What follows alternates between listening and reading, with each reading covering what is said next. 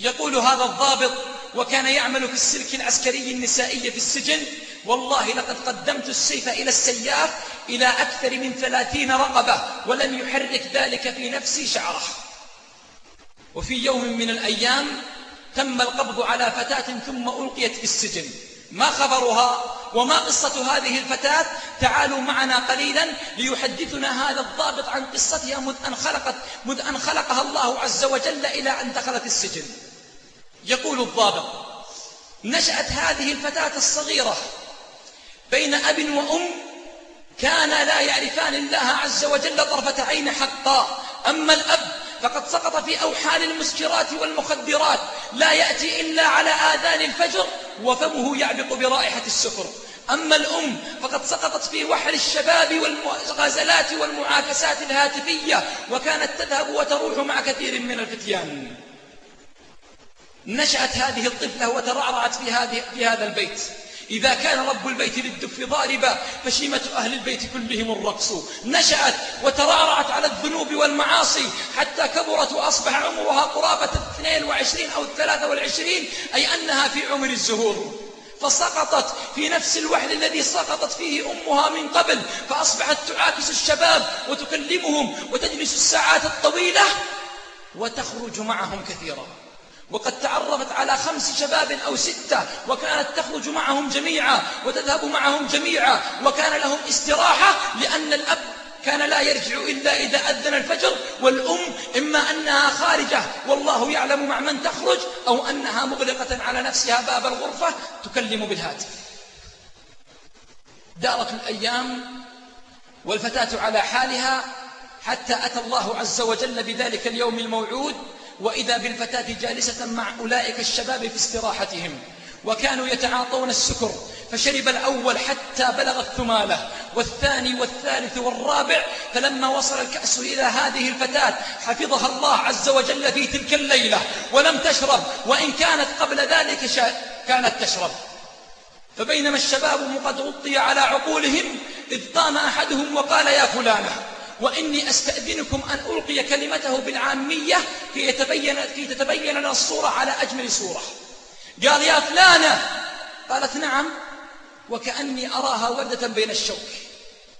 يا فلانة. قالت: نعم. قال: أنا زاني بأمت. لا إله إلا الله. فما كان من تلك الفتاة إلا أن اضطربت واشتد اضطرابها، ثم دخلت في أحد الغرف في الاستراحة، وكانت تعرف الاستراحة حق المعرفة، وأخذت الرشاش ثم خرجت على هذا الشاب وأطلقت عليه كل ما في الرشاش من الطلقات حتى خر على الأرض صريعا والدم يتصبب منه. انهرب الشباب وطاروا تطاير الجراد، ولم يبق منهم أحدا، ولم يبق إلا هذه الفتاة وذلك المجندل بدمائه. سقطت على ركبتيها لما رأت الدم يتعب، ولم تمتلك نفسها حتى جاءوا رجال الشرطة وقبضوا عليها ثم أدخلوها في سجن النساء. هل انتهت القصة؟ لا. تقول أحد الشرطيات نقلا عن هذا الضابط: لما قبضت على هذه الفتاة وأدخلتها في السجن وقفت ولم تتحرك، وأخذت تنظر يمينا وشمالا، لا تدري ما الذي يدور حولها. ترى بعض النسوة يقفن ثم ينثنين ثم يخررن على الأرض ثم يقفن مرة أخرى. فقالت الفتاة للشرطية: ما هذا؟ ما هذه الحركات؟ قالت الشرطية: ألست مسلمة؟ قالت: بلى أنا مسلمة، ولكن ما هذه الحركات؟ قالت الشرطية: هذه الصلاة ألا تصلين؟ قالت: والله إني أول مرة أرى هذه الحركات. تعرفون لماذا؟ لأن أبوها كان منشغلا عنها ولم يدخلها المدرسة، وأمها كذلك، فلم تعش إلا على الضلال والضياع والإهمال. المهم يا عباد الله، تقول الشرطية: فانزعجت لها وقبضت عليها أسبوعا كاملا أو يزيد، وأنا أعلمها مبادئ الإسلام والصلاة وبعض القرآن، حتى دخل الإيمان في شغاف قلبها ولامس أوتار روحها، وأصبحت مستقيمة على دين الله عز وجل حق الاستقامة. ولم تقف عند هذا الحد، بل إنها ضربت أروع الأمثال في الدعوة إلى الله عز وجل كما تقول الشرطية نقلا عن هذا الضابط. فلا تدخل فتاة في قضية زنا أو قضية سرقة أو أي قضية إلا تمسكها هذه الفتاة على جنب وتذكرها باليوم الآخر وبما عند الله عز وجل من الثواب والعقاب. فقلبت السجن إلى واحة دعوة إلى الله عز وجل. تقول أحد الشرطيات نقلا عن هذا الضابط: كنت في ليلة من الليالي أدور وأصول وأتجول بين الغرف والعنابر في ظلمة الليل، وإذا بي أرى نورا يتشعشع في أحد الغرف، فانطلقت إليه، فلما دخلت وإذا بتلك الشابة قائمة ناصبة قدميها بين يدي الله عز وجل تصلي الليل في جوفه. يا حبذا عينان في غسق الدجى من خشية الرحمن باكيتان.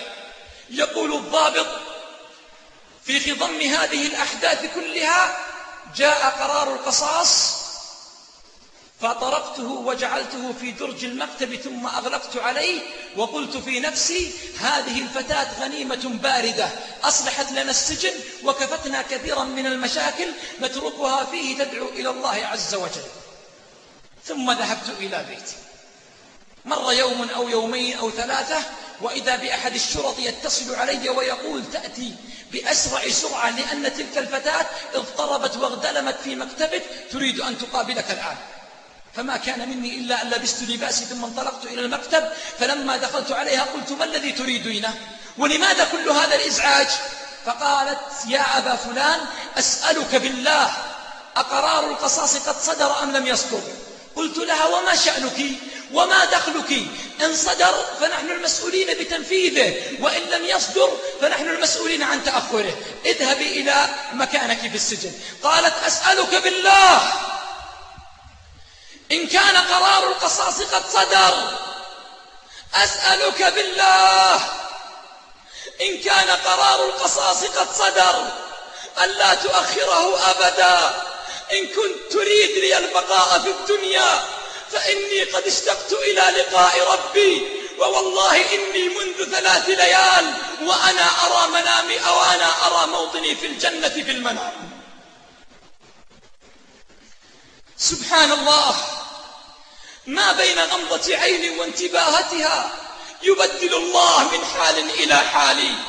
إن كنت تريد لي البقاء في الدنيا فإني قد اشتقت إلى لقاء الله، وإني منذ 3 ليال وأنا أرى موطني في الجنة في المنام. يقول الضابط: أخرجت لها قرار القصاص فسرت وهدأت، ثم قالت لي: يا أبا فلان، أريد منك حاجتين. فقلت لها: اسألي ما تريدين. قالت: أما الأولى فإذا جمع الله عز وجل الخلائق يوم القيامة ولم يبقى أحدا من الخلق إلا وقد جاء به الله عز وجل، فإني لا أعرف أحدا من هؤلاء كلهم إلا أنت. إن خرج مني قبل القصاص أو بعد القصاص قدر أظفر. اسمعي إلى العفاف أيتها المرأة، تقول: لا أعرف أحدا يوم القيامة بين يدي الله عز وجل إلا أنت. إن خرج من جسدي قدر أظفر قبل القصاص أو بعد القصاص. قلت: إن شاء الله. وما الثانية؟ قالت: أما الثانية فإذا دنا مني السياف ليضرب عنقي فأخبرني لأدعو الله عز وجل بما أريد. قلت لها: إن شاء الله. فانصرفت. فجاء ذلك اليوم الذي اجتمع فيه من الخلق ما لا يعلم به إلا الله.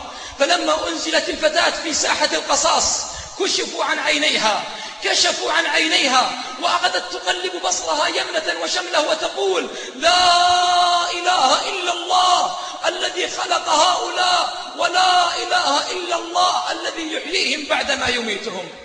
ثم اقتربت منها وقلت لها: يا فلانة، لقد دنا السياف منك. يقول: فرفعت أكف الضراعة إلى الله، ثم أخذت تدعو بلسان حار محترق من أقصى قلبها، تدعو على أمها وأبيها بالويل والثبور.